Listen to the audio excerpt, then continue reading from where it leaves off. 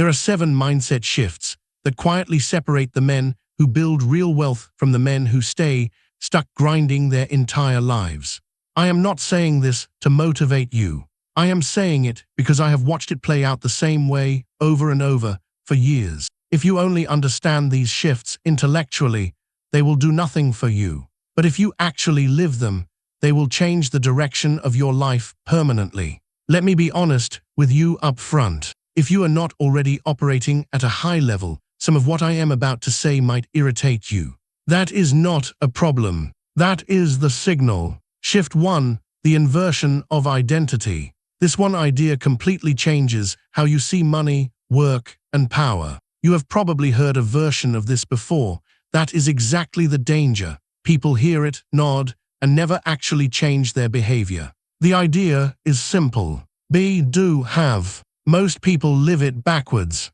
They believe if I have something, then I can do something, and eventually I will become someone. It does not work like that. You cannot do your way into becoming someone you are not, and you cannot have what your current identity is not built to sustain. History is full of men who tried to seize power before becoming the kind of man who could hold it. It always ends the same way: collapse, betrayal, loss.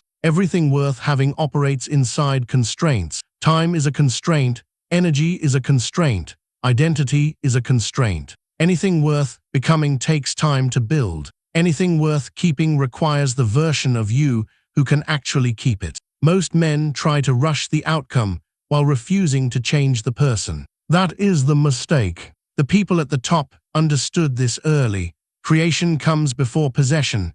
Identity comes before reward. If you feel stuck right now, it is usually not because opportunity is missing. It is because you have not built anything that reflects who you are capable of becoming. The moment you start building something real, resistance appears. Friction increases, problems multiply.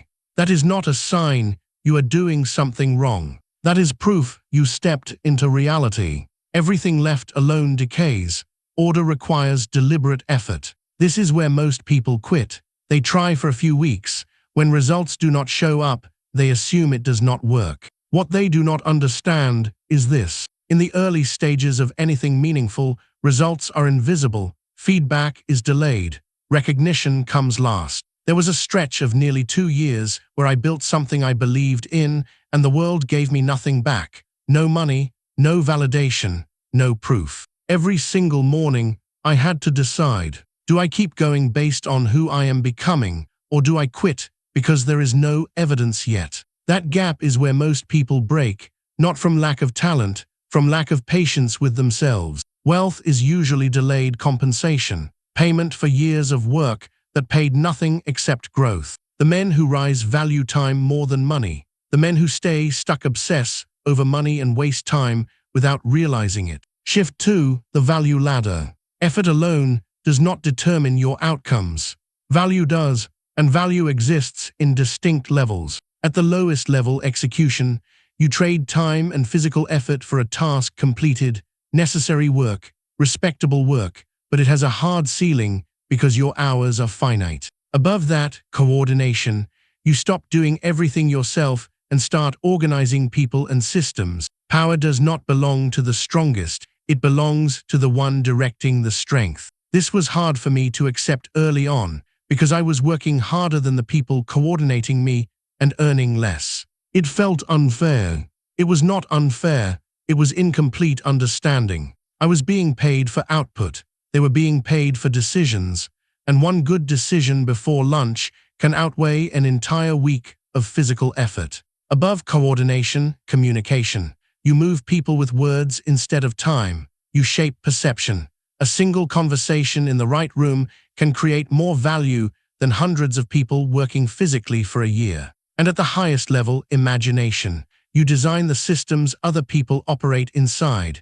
Every platform you use, every business model you participate in, was someone else's imagination made real. They wrote the rules. Everyone else plays the game. Most people never consciously move up this ladder. They stay where they started and hope harder effort will eventually compensate for the wrong position. It will not. Wealth is not created at the bottom of the ladder.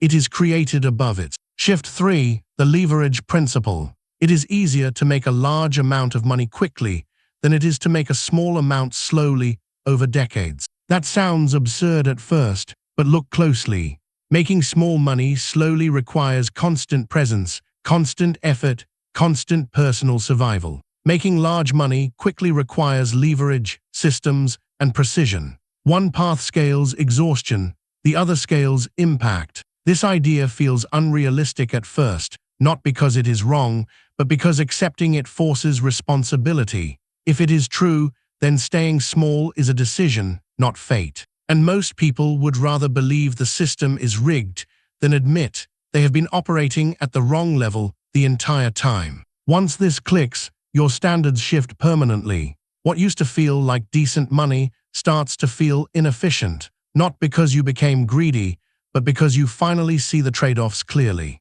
You stop asking, how can I earn more? You start asking, what actually deserves my time? That single filter eliminates most distractions instantly. Shift 4, the power of concentration. Too many options, too many paths, too many opportunities pulling your attention in different directions. The real problem is never lack of opportunity. It is lack of commitment. When you chase everything, nothing compounds. The people who rise do something deliberately uncomfortable. They pick one lane that allows real leverage, and they stay there long enough for identity and skill to fully merge.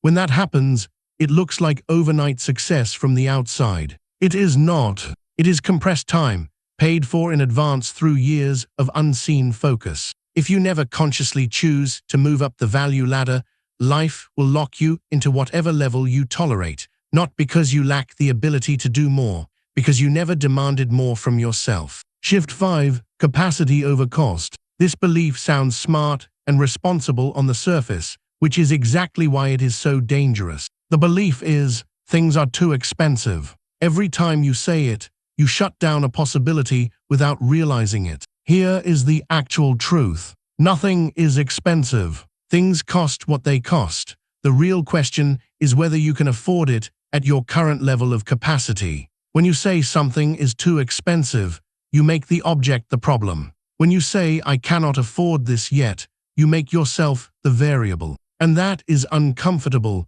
because you cannot escape yourself. People who operate at higher levels do not ask, how can I get this cheaper? They ask, how do I become the kind of person for whom this is simply normal? That question forces growth. It shifts your priorities. It shifts your behavior. Because attention always matters more than money. If you focus on cost, you stay small. If you focus on capacity, you expand. Shift 6, the invisible cost of inaction. Most people calculate the cost of action carefully. They almost never calculate the cost of inaction. And that is exactly where the real damage happens. Inaction does not send you a bill today. It sends it later with interest. Opportunities do not come with expiration dates written on them. They appear as conversations, moments, brief windows of discomfort. And if you hesitate, they disappear without announcement. Power and momentum are rarely lost through direct attack. They are lost through delay, through standing still while everything else moves forward. You do not destroy your future dramatically. You postpone it quietly until there is nothing meaningful left to postpone. Action sometimes costs money. Inaction costs years. Action sometimes costs discomfort. Inaction costs identity. Action sometimes costs risk. Inaction costs access to rooms you will never enter again. Short-term thinking saves money and wastes years. Strategic thinking spends money to compress time. Shift 7, strategic conversion. Every time you spend money, ask a different question. Not how do I reduce this, but how do I turn this into leverage? Most people consume. Strategic people convert. Take something ordinary you already do and ask what it could become if approached with intention instead of habit. A simple expense becomes a connection. A connection becomes an opportunity. An opportunity becomes momentum that compounds for years. This is why some people build entire futures from completely ordinary daily habits. Not because they are more talented, but because they consistently ask better questions. You will not always get immediate answers. Sometimes you ask a sharper question and nothing happens for weeks. That silence makes people uncomfortable. They assume it means stop. It does not. It means think deeper. The people who eventually rise can sit inside uncertainty without running back to comfort. They let ideas mature instead of abandoning them at the first sign of silence. Men rarely fail because opportunity disappears. They fail because they abandon themselves the moment clarity disappears. The closing. None of this guarantees you millions. That is not even the point. The real outcome is more important than any specific number. Agency, direction, momentum, the ability to move forward on your own terms.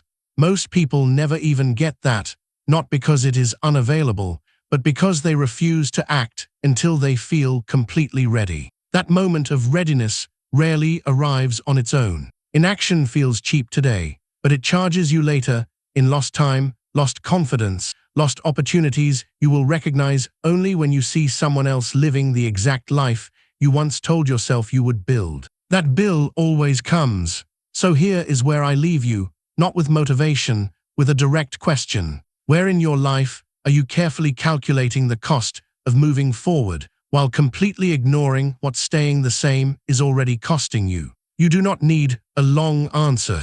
Just one decision, one door, one move. Because the men who eventually rise are not smarter, and they are rarely luckier. They simply act while everyone else is still waiting to feel ready.